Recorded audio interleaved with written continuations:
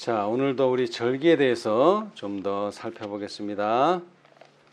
자, 원래 절기가 7개인데 우리는 줄여서 3대 절기라 이렇게 말합니다. 자, 우리 신명기를 보겠습니다. 신명기 16장 16절. 너희 중 모든 남자는 1년 3차 곧 무교절과 칠칠절과 초막절에 내 하나님 여호와의 택하신 곳에서 여호와께 보이되 공수로 여호와께 보이지 말고. 예, 자 여기 보니까 1년에 몇 번? 3번. 3번 어디로 가야 돼요? 하나님 여호와의 택하신 곳 어디죠? 예루살렘으로 가야 돼요. 절기를 지키기 위해서. 자, 그런데 빈손으로 가라? 아니요. 공수로 와서는 안 된다. 왜냐하면은 제사를 드려야 되기 때문에 양을 데리고 오든지 그 다음에 77절 같으면은 뭐를 가져야 되죠? 고운 가루를 가져서 빵을 가져와야 되죠. 그래서 열매를 가져오든지 예물을 가져오든지 제사 드릴 제물을 가져오든지 절대 공수로 오지 말라. 그 다음에 역대하 8장 13절에도 비슷한 말씀이 있습니다. 자, 역대하 8장 13절. 모세의 명을 쫓아 매일에 합의한 대로 안식일과 월삭과 정한 절기 곧 1년의 새 절기 무교절과 칠칠절과 초막절에 드렸더라. 예. 자, 여기 보면 더 정확하게 나오죠. 우리가 성회 또는 안식일로 모여서 예배드려야 될 때가 3가지 종류가 있어요. 첫째는 매주 돌아오는 안식일, 매달 돌아오는 월삭, 그 다음에 1년에 한 차례씩 돌아오는 정한 절기. 근데 그 절기가 뭐라 그랬어요? 3절기가 있다. 뭐와 뭐? 무교절과 칠칠절과 초막절이다. 사실은 이게 무교절은 봄절기를 대표하고요. 그죠? 칠칠절은 그 중간, 그 다음에 초막절은 가을절기를 대표해요. 원래는 7개인데 그래서 1년에 3번 예루살렘을 방문해야 되죠. 예. 그런데 아까도 말했지만 무엇인가 여호와께 드릴 뭐를 가지고 와야 된다. 공수로 오지는 말라. 그런 말씀을 하셨어요. 자, 이제 절기 우리가 레위기 23장을 공부하고 있는데요. 이제 다시 레위기 23장으로 돌아가서요. 자, 이제 처음서부터 또 다시 한번 읽어보겠습니다. 1절서부터 여호와께서 모세에게 일러 가라사대 이스라엘 자손에게 고하여 이르라 너희가 공포하여 성회를 삼을 여호와의 절기는 이러하니라. 엿새 동안은 일할 것이요 7째 날은 쉴 안식일이니 성회라. 너희는 무슨 일이든지 하지 말라. 이는 너희 거하는 각처에서 지킬 여호와의 안식일이니라. 그래서 사실은 절기라고 말했지만 이 절기의 넓은 범위는 뭐죠? 성회로 모이고 일을 하지 않는 거죠. 그날의 첫 번째는 안식일이에요. 안식일. 그래서 넓은 의미에서 기억해야 할 날은 일주일마다 돌아오는 안식일입니다. 그렇죠? 자, 그 다음에 이제 4절. 기한에 미쳐 너희가 공포하여 성회로 삼을 여호와의 절기는 이러하니라. 이제 실제적인 여호와의 절기. 정월 14일 저녁은 여호와의 무엇이요? 유월절이요. 자, 이제 유월절이 제일 먼저 나옵니다. 7개의 절기 중에 유월절. 자, 그 다음에 6절. 이달 15일은 그러니까 14일 다음 날 15일은 여호와의 무슨 절이요? 무교절이니 7일 동안 너희는 무교병을 먹을 것이요. 자, 유월절은 하루지만 무교절은요 7일 일주일입니다. 그래서 그 첫날에는 너희가 성회로 모이고 아무 노동도 하지 말지며. 자, 이 1월 14일은 유월절이지만 뭐는 아니에요. 절기의 안식일은 아니에요. 절기의 안식일은 아니에요. 그러나 무교절은 7일 동안 하는데 첫째 날이 안식일이에요. 절기의 안식일. 너희가 성회로 모이고 아무 노동도 하지 말지며 너희는 7일 동안 여호와께 화제를 드릴 것이요 제7일에도 성회로 모이고 아무 노동도 하지 말지니라. 자, 이것도 제7일 안식이라고는 구별되는 제7일이에요. 무교절의 7번째 날은 뭐 하는 날? 안식하는 날이에요. 안식일이에요. 그래서 안식일이 2번 나왔어요. 절기에서. 무교절에만 2번 들었어요. 그렇죠? 예. 그래서 2번째 절기는 바로 무교절입니다. 예. 자, 그 다음에 이제 9절. 여호와께서 모세에게 일러 가라사대 이스라엘 자손에게 고하여 이르라. 너희는 내가 너희에게 주는 땅에 들어가서 너희의 곡물을 거둘 때에 위선 너희의 곡물의 첫 이삭 한 단을 제사장에게로 가져갈 것이요. 여러분 7개의 절기가 사실은 언제부터 시행됐어요? 출애굽할 때부터, 그죠? 출애굽할 때부터 6월절, 출애굽할 때부터 무교절은 지켜졌지만 요 초실절은 언제부터요? 가나안 땅에 들어가서. 왜? 뭐가 있어야 돼요? 이삭이 있어야 되는데 추수를 못했는데 이삭이 없잖아요. 그래서 이삭이 있어야 되기 때문에 여기도 말씀하셨어요. 응? 너희에게 주는 땅에 들어가서 너희의 곡물을 거둘 때 요거를 드려라 이 말이에요. 그러니까 40년 동안은 이 절기를 지킬 수가 없어요. 왜? 곡식이었기 때문에, 첫 이삭이었기 때문에. 예. 제사장은 너희를 위하여 그 단을 여호와 앞에 연납되도록 흔들되 안식일 이튿날에 흔들 것이며. 그러면 이거 제7일이 되면 어떻게 되는 거야 이게? 일요일마다 매번 초실절을 드려야 돼요. 그죠? 근데 그게 아니에요. 왜? 무교절의 첫 번째 날은 뭐다? 안식일. 그죠? 그러니까 그 다음 날이니까 16일이 되는 거죠. 네. 그래서 초실절은 16일이 되는 거예요. 안식일 이튿날. 무교절 안식일 이튿날 흔들 것이며 너희가 그 단을 흔드는 날에 1년 되고 흠없는 수양을 번제로 여호와께 드리고 그 소재로 기름 섞은 고운 가루 에바 10분 2를 여호와께 드려 화제를 삼아 향기로운 냄새가 되게 하고 전제로는 포도주 흰 4분 1을 쓸 것이며 너희는 너희 하나님께 예물을 가져오는 그날까지 떡이든 볶은 곡식이든지 생 이삭이든지 먹지 말지니 이는 너희가 그 거하는 각 처에서 대대로 지킬 영원한 규례니라. 자, 그러니까는 이 초실절을 드리기 전에는 뭐를 먹지 말라? 떡도 먹지 말고. 그러니까 떡을 뭐로 만들어요? 곡식 가루 가지고 만들잖아요. 그러니까는 이 추수를 했다는 표시로서 하나님께 감사의 제물을 드리기 전, 감사의 예배를 드리기 전에는 추수한 거를 아무것도 먹지 말라는 그런 의미예요. 예. 자, 그래서 이는 너희가 그 거하는 각처에서 대대로 지킬 영원한 규례니라. 이게 이제 초실절까지의 이야기고. 자, 그 다음에 15절. 안식일 이튿날. 아까 뭐가 지켰죠? 초실절 지켰잖아요. 그죠? 그날부터 곧 너희가 요제로 단을 가져온 날부터 세어봐야 돼. 이제 세어서 7안식일. 7안식일이 뭐예요? 7주라는 얘기예요. 우리가 보통 무슨 약속을 잡을 때 우리 새 안식일 지나서 얘기하자 뭐 이렇게 얘기하잖아요. 그게 안식일을 말하는 게 아니라 세 주가 지나서 얘기하자는 그런 뜻이에요. 그죠? 그래서 7안식일은 7이 되는 거예요. 7을 7번 하는 거예요. 7안식일. 그죠? 그러니까 7주가 되는 거예요. 그러니까 7, 7이 49가 되는 거죠. 수요를 채우고 제7일 안식일. 그러니까 49일째 되는 날 다음 날. 그죠? 몇째 날에 그러면 50일째. 이튿날까지 합 50일을 계수하여 새 소재를 여호와께 드리되 너희 처소에서 에바 10분 2로 만든 떡 2개를 가져다가 이번에는 이삭이 아니에요. 뭐? 그 이삭을 갈아가지고 그죠? 고운 가루를 만들어서 뭐 한 다음에 반죽을 한 다음에 그 다음에 굽거나 찌거나 해서 떡 2개를 가져다가 흔들지니 이 고운 가루에 이번엔 뭐를 넣어서?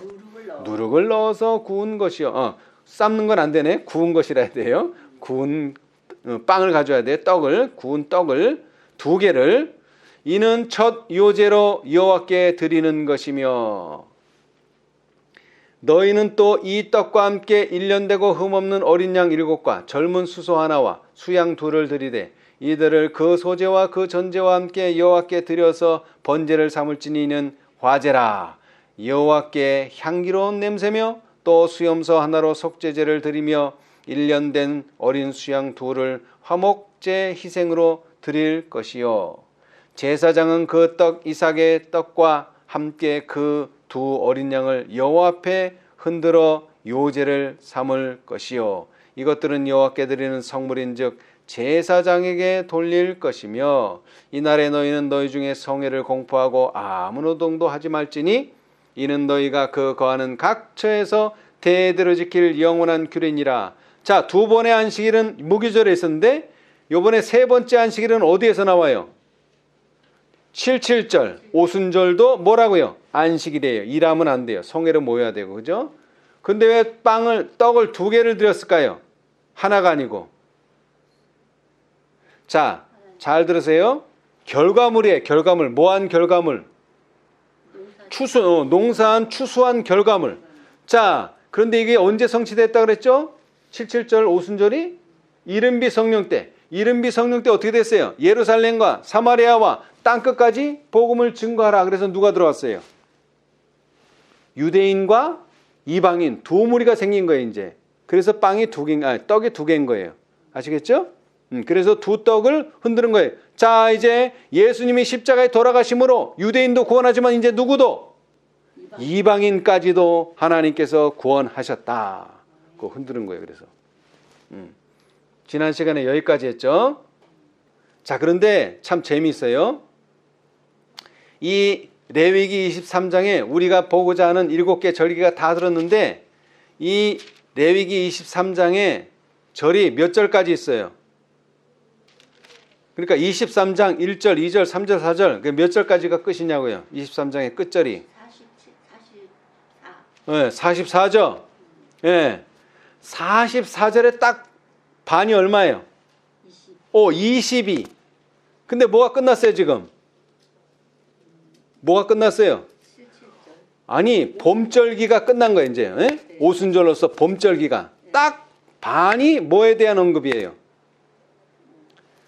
첫째는 안식일, 제7일 안식일이 있었고요, 서두에. 그 다음에는 유월절, 무교절, 초실절, 77절 또는 오순절. 요 5개가 들어가면서 반이 딱 끝난 거예요. 그럼 나머지 반은 뭐예요, 이제? 22절은. 뭐에 관한 걸까요? 가을절기. 가을절기.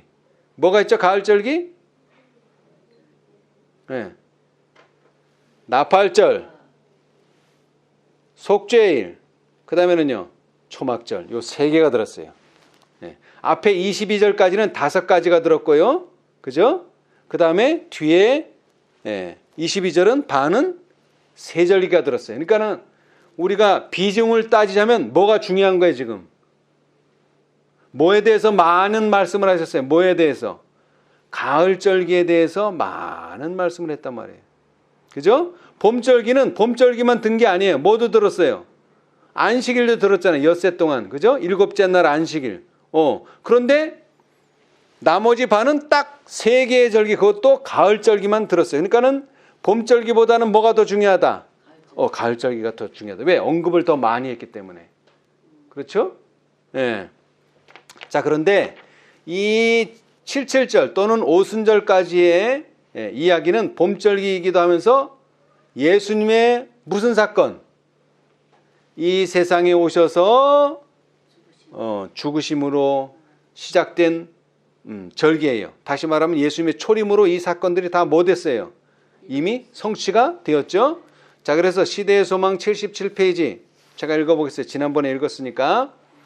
6월절을 뒤이어 7일간의 무교절이 있었다. 이 무교절의 둘째 날에는 그 해의 수확 가운데 처음 익은 열매, 즉 보릿단을 여호와 앞에 드렸다. 그러니까 무교절의 둘째 날이니까 무슨 요일이에요? 무슨 요일이 아니라 며칠이에요?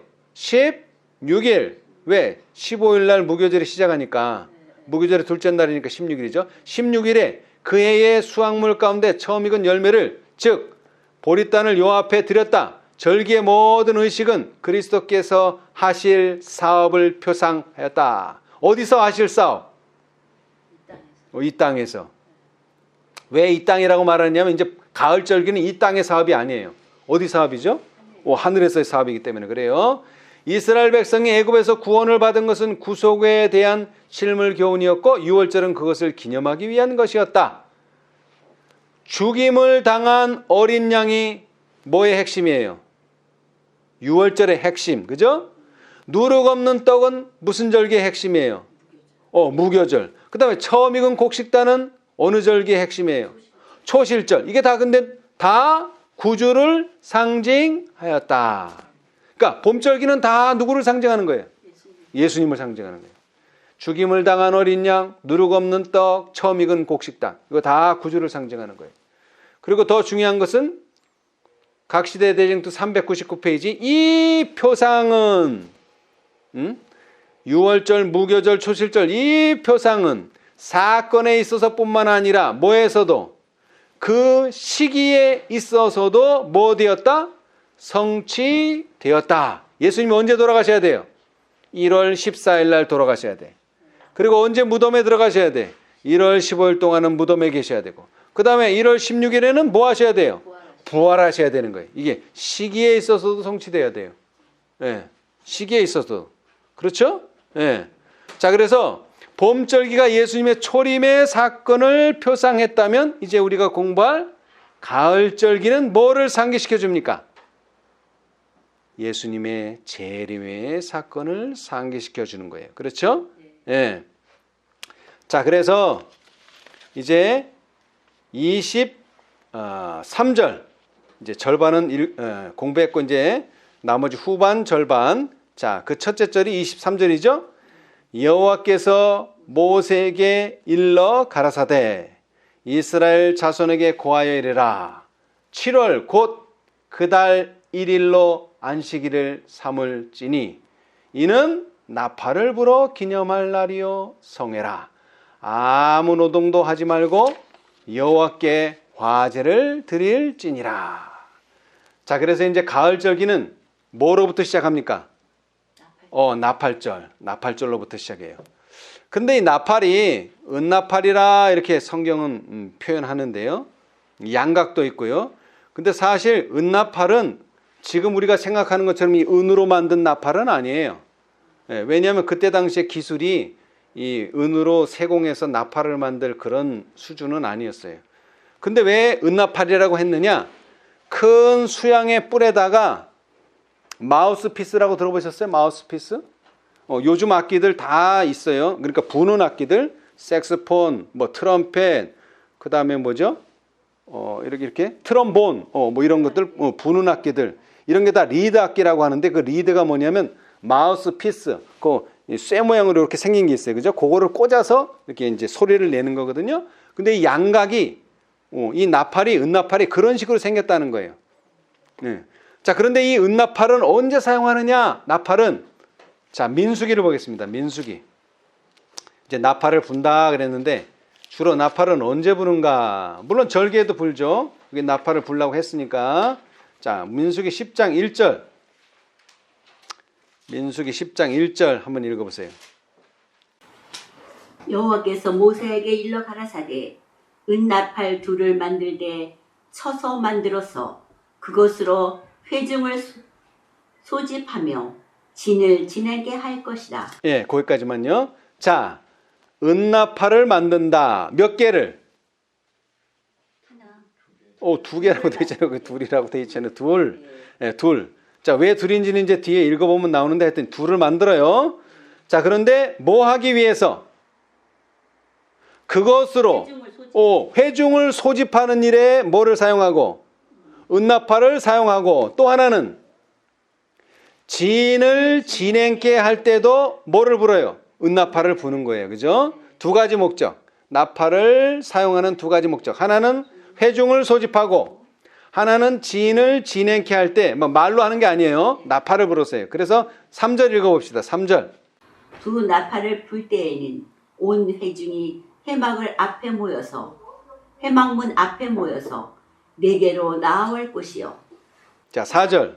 하나만 불 때에는 이스라엘 천부장된 족장들이 모여서 내게로 나아올 것이며. 예, 자, 왜 나팔에 두 개인가 여기 나왔죠? 자, 나팔 하나만 불 때는 누가 모여요? 천부장. 천부장된 족장들, 그러니까 지도자들이 모이고 그 나팔을 두 개를 다 불면 온 회중이 모이는 거예요. 온 회중이. 아무래도 두 개를 불면 한 개보다는 소리가 크겠죠?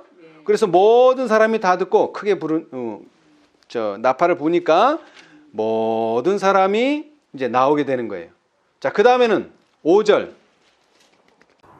너희가 그것을 울려 불 때에는 동편 진들이 진행할 것이고. 예, 자, 그런데 이 나팔은 또 뭐 할 때도 쓴다 그랬어요? 진을 진행케 할 때도. 그런데 이때는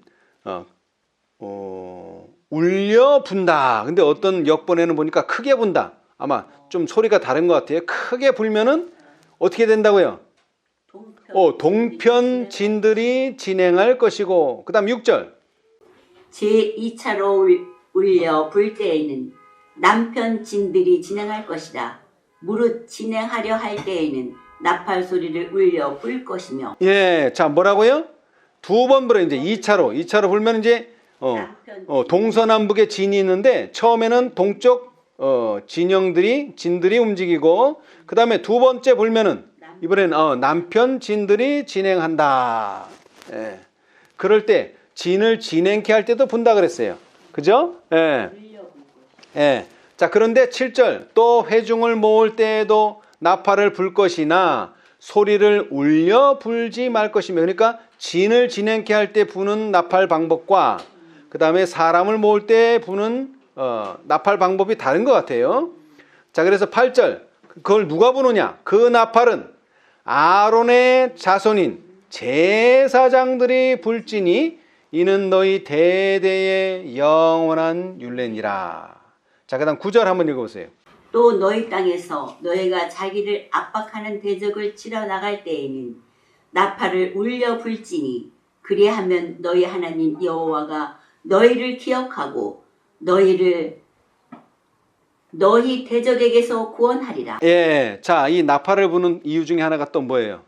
전쟁이 났을 때, 그죠? 전쟁이 났을 때 대적에게서 구원 얻도록 하기 위해서 대적을 치러 나갈 때 나팔을 울려 불지니, 크게 불지니.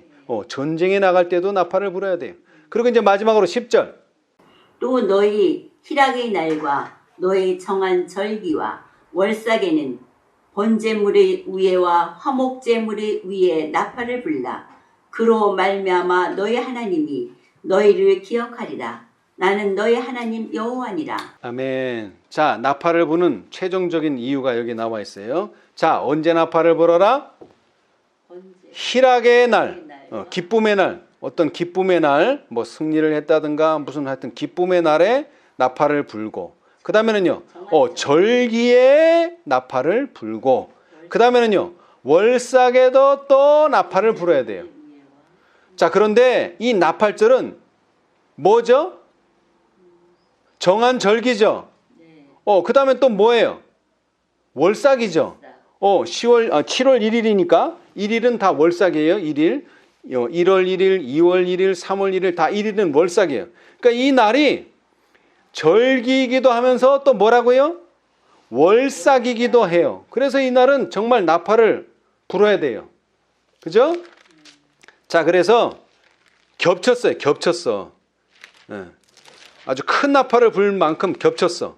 자, 그런데 마태복음을 보니까요. 자, 마태복음을 보겠습니다. 마태복음. 이중적이라는 이야기죠. 마태복음 24장 30, 31절 한번 보세요. 그때에 인자의 징조가 하늘에서 보이겠고 그때에 땅의 모든 족속들이 통곡하며 그들이 인자가 구름을 타고 능력과 큰 영광으로 오는 것을 보리라. 자, 이거 무슨 장면이에요? 재림이죠. 그리고 24장 자체가 뭐예요? 예루살렘의 멸망과 예수님의 재림을 묘사하고 있는데 이 부분은 재림이에요. 자, 그 다음 31절. 저가 큰 나팔 소리와 함께 천사들을 보내리니 저희가 그 택하신 자들을 하늘 이 끝에서 저 끝까지 사방에서 모으리라. 아멘. 자, 보세요. 자, 여태 나팔 얘기했는데 이 마지막 때 예수님 재림하실 때도 어떤 일이 벌어져요? 큰 나팔 소리와 함께 누가 와요? 예수님이 오셔. 아니요. 일단 천사들을 보내리니. 오. 근데 이게 그대로 나팔절에 이루어진 거예요. 정말 나팔 소리를 낸 거예요. 그죠?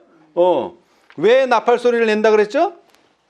소집할 때, 사람들을 소집할 때, 전쟁 났을 때, 그 다음에 절기일 때 분다 그랬잖아요. 지금 이 상황은 뭐예요? 큰 나팔을 부는 이 상황.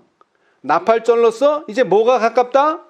속죄일이 열흘 뒤로 다가왔다. 이제 7월 10일이 되면 뭐다? 속죄일이다. 그걸 알려주는 거예요. 그걸 알려준과 동시에 누가 왔어요? 소리와 함께 천사들, 세 천사가 오고 계시록 18장 천사가 이제 오는 거예요. 그래서 뭐 하는 거예요? 저희가 그 택하신 자들을 이 끝에서 이 끝은 이 끝인데 어디 이 끝? 하늘 이 끝에서 저 끝까지 사방에서 모으리라. 이거는 실제적인 하늘이에요. 예수님께서 오시기 전에 정말 천사들이 와서 나팔을 불면서 사람들을 모아요. 왜? 공중으로 올려갔으니까. 그런 것도 되고 또 표상적으로는 나팔절이라고 하는 절기를 통해서 예수님께서 10년 전에 예수님이 오실 것을 예언하시고 그 예언을 성취하기 위해서 세 천사의 기별이 주어지고 그래서 이 사람들이 땅에서 모이는 게 아니라 왜 하늘 이 끝에서 저 끝이냐면 이 사람들은 뭘 깨달아야 돼요? 여기에서 추수될 사람들, 큰 나팔 소리로 천사들에게 택하신 자들이 모여질 때 모여질 사람들은 뭘 깨달아야 돼요? 하늘에서 있을 성소 사업을 이해하고 있어야 된다 이 말이에요. 무슨 얘기인지 아시겠죠? 하늘 사업을 이해하고 있어야 돼. 그래서 하늘 이 끝에서 저 끝까지 모으는 거예요. 그래서 성소 문제가 아주 중요한 거예요. 이제 나팔절부터는 예수님의 재림 사건을 언급할 때에는 그렇죠? 네. 자 그런데 7월 1일 나팔을 불면 언제가 속죄일이라는 걸 알려준다고요? 10일 후에 10일 열흘. 여러분 열흘 하면 생각나는 거 있어요? 열흘 생각나는 거 없어요? 자 다니엘서 1장 12절로 15절. 청하오니 당신의 종들을 열흘 동안 시험하여 채식을 주어 먹게 하고 물을 주어 마시게 한 후에 당신 앞에서 우리의 얼굴과 왕의 진미를 먹는 소년들의 얼굴을 비교하여 보아서 보이는 대로 종들에게 처분하소서 하매 그가 그들의 말을 쫓아 열흘을 시험하더니 열흘 후에 그들의 얼굴이 더욱 아름답고 살이 더욱 윤택하여 왕의 진미를 먹는 모든 소년보다 나아 보인지라. 아멘. 자 열흘이 뭐죠? 시험하는 기간. 그래서 뭐가 드러났어요? 왕의 진미를 먹는 사람의 얼굴 낯빛과 그 다음에 예수님의 하나님의 말씀대로 식생활을 한 사람들의 얼굴 낯빛이 어떻게 다른가가 뭐예요? 10일 후에는 드러났어요. 판명이 된 거야 이게. 드러난 거예요. 열흘 만에. 그게 열흘이에요. 그렇죠? 그러니까 우리가 무엇을 먹는다. 그러면 뭐 며칠 만에 드러난다고요? 열흘이면 드러난다는 거예요. 열흘. 네. 자, 그 다음에 또 하나 열흘. 자, 사도행전 1장 1절에서 3절까지 한번 읽어보세요. 데오빌로여, 내가 먼저 쓴 글에는 무릇 예수의 행하시며 가르치시기를 시작하신부터 그의 택하신 사도들에게 성령으로 명하시고 승천하신 날까지의 일을 기록하였노라. 해 받으신 후에 또한 저희에게 확실한 많은 증거로 친히 사심을 나타내사 40일 동안 저희에게 보이시며 하나님 나라의 일을 말씀하시니라. 예. 자, 예수님께서 해 받으신 후 뭐 하셨죠? 뭐 하셨어요? 부활하셨잖아요. 부활하셨잖아요. 예. 그 부활하신 날로부터 며칠째? 50일째 되는 날이 뭐예요? 오순절. 근데 예수님께서 부활하시고 얼마 동안 제자들과 함께 있었어요? 40일. 그럼 얼마가 남죠?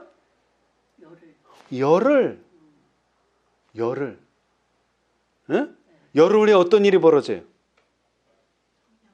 성령. 자, 이제 4절 읽어보세요. 4절부터 8절까지. 사도와 같이 모이사 저희에게 분부하여 가라사대 예루살렘을 떠나지 말고 내게 들은 바 아버지의 약속하신 것을 기다리라. 요한은 물로 침례를 베풀었으나 너희는 몇 날이 못되어 성령으로 침례를 받으리라 하셨느니라. 자, 몇 날이 못돼요? 얼마 후에? 열흘 후에. 그렇죠? 네. 자, 저희가 모였을 때 예수께 묻자와 가로되 주께서 이스라엘 나라를 회복하심이 이때니까 하니 가라사대 때와 기한은 아버지께서 자기의 권한에 두셨으니 너희의 알 바 아니요 오직 성령이 너희에게 임하시면 너희가 권능을 받고 예루살렘과 온 유대와 사마리아와 땅끝까지 이르러 내 증인이 되리라. 얼마 후에? 열흘 후에. 그래서 여기 예수님께서 뭐라 했어요? 사도와 같이 4절 모이사 저희에게 분부하여 가라사대 예루살렘을 떠나지 말고 얼마 동안? 열흘 동안. 이제 열흘밖에 안 남았어. 열흘 동안 내게 들은 바 아버지의 약속하신 것을 기다리라. 얼마 동안? 열흘 동안. 그럼 열흘 동안 제자들은 뭐 했을까요? 자, 사도행전 2장 1절로 4절의 화이트부인 주석. 네, 사도행전 2장 1절로 4절 화이트 주석. 그리스도의 약속이 성취됨. 이제 때가 이르렀다. 성령께서는 그리스도의 처형과 부활과 승천을 기다려 왔었다. 열흘 동안 제자들은 성령을 간구하였고 하늘에서는 그리스도께서 그들의 간구에 중보를 더하였다. 이때는 하늘의 희년, 곧 즉위와 취임식의 때이었다. 그는 사로잡은 자를 이끌고 하늘에 오르시었고 이제 제자들 위에 부으실 성령을 간구하였다. 아멘. 자, 이 오순절 날도 뭐 하는 날이죠? 떡을 2개 가지고 뭐 하는 날이에요? 뭐 하라 그랬어요? 흔드는 요제. 그러니까 흔든다는 게 뭐예요? 보여준다는 의미라면 보여준다. 그거 보여주니까 어떻게 된 거예요? 이제 사로잡은 자를 하늘로 같이 데리고 가서 보여주니까 떡 두 덩어리를 보여주니까 그것을 기념해서 뭐가? 성령이 내렸다. 얼마 만에? 열흘 만에. 그래서 이 열흘 동안 제자들은 성령을 간구하였고 거기에 더해서 예수님께서는 그 간구에 중보를 더하셨어요. 그래서 열흘 후에 뭐가? 이른비 성령이 제자들에게 임했다 이 말이에요. 더 자세하게 교회 증언 8권 15페이지에 제자들은 주님의 말씀을 순종하여 하나님의 약속의 성취를 기다리기 위해 예루살렘에 모였다. 여기서 그들은 열흘 동안 마음을 깊이 살피는 날들을 보냈다. 그들은 모든 불화를 버리고 그리스도인 친교로 가까워졌다.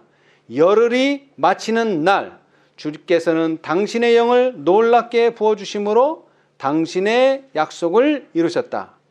호련히 하늘로부터 급하고 강한 바람 같은 소리가 있어 저희 앉은 온 집에 가득하며 불의 혀같이 갈라지는 것이 저희에게 보여 각 사람 위에 임하여 있더니 저희가 다 성령의 충만함을 받고 성령이 말하게 하심을 따라 다른 방언으로 말하기를 시작하니라.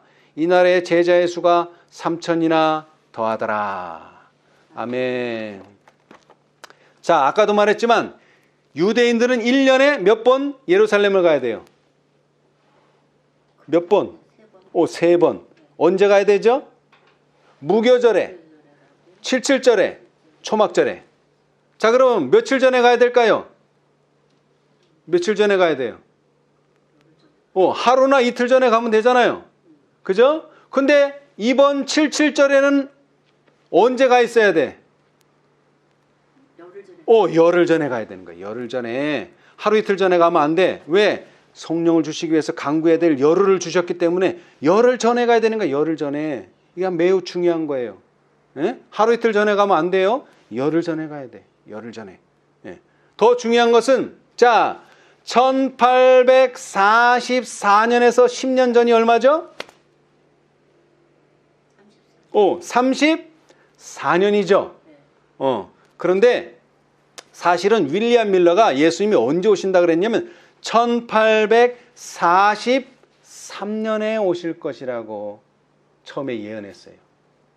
왜냐하면 BC 457 2300조에서 2300 빼기 457하면 얼마예요? 복잡하죠? 자, 10에서 7 빼면 얼마예요? 7. 끝자리 7. 3이죠? 분명히 3. 그러면 1843이 나와. 그래서 윌리엄 밀러가 처음에는 1843인 줄 알았어. 근데 이것은 뭐예요? 계산 착오야. 왜 계산 착오예요? 왜 계산 착오예요? 숫자는 딱 맞는데 2300 빼기 457 하면 딱 1843 나오는데 왜 계산 착오야? 이것은 연도라고 하는 것은 자, 기원전 1년 다음에 0년 다음에 1년이에요. 기원전 1년 다음에가 기원 후 1년이에요. 그러니까 뭐가 없어? 0이 없는 거야, 0이. 그래서 1을 더해줘야 되는 거야. 그 계산을 못한 거야. 그냥 숫자만 뺐더니. 근데 기원 전과 후가 있어서 1년의 차이가 난 거야. 그래서 1843년 12월 31일 12시가 지났는데 예수님이 안 와. 그래서 왜 그런가 했더니 아하, 기원 전 1년 다음은 0년이 아니고 기원 후 1년이랑 그래서 1년을 더 해야 된다는 걸 깨닫게 된 거예요. 그래서 1844년이 된 거예요. 그런데 아까도 말했지만 계속 제가 뭐를 강조했어요? 열을 10을 강조했잖아요. 그런데 윌리엄 밀러가 원래는 목사님이에요? 뭐예요? 농부예요. 농부, 그냥 평범한 농부. 그런데 뭐 할 수 있는 증서를 받았어요? 교회에서 설교할 수 있는 증서를 받았어요. 언제? 10년 전에. 1844년에서 10년 전 1830. 자, 이걸 찾아봅시다. 이거는 확실히 해야 되니까 1833년에 받았어요. 이게 놀랍게 성취됐다는 거예요. 이게 똑같이 나팔절이 10일 전에 불었던 것처럼 332. 예, 대쟁투, 각시대 대쟁투 332. 봄절기가 정확한 날짜까지 맞췄던 것처럼 가을절기도 날짜는 아니지만 그 기간을 정확하게 맞췄어요. 332페이지.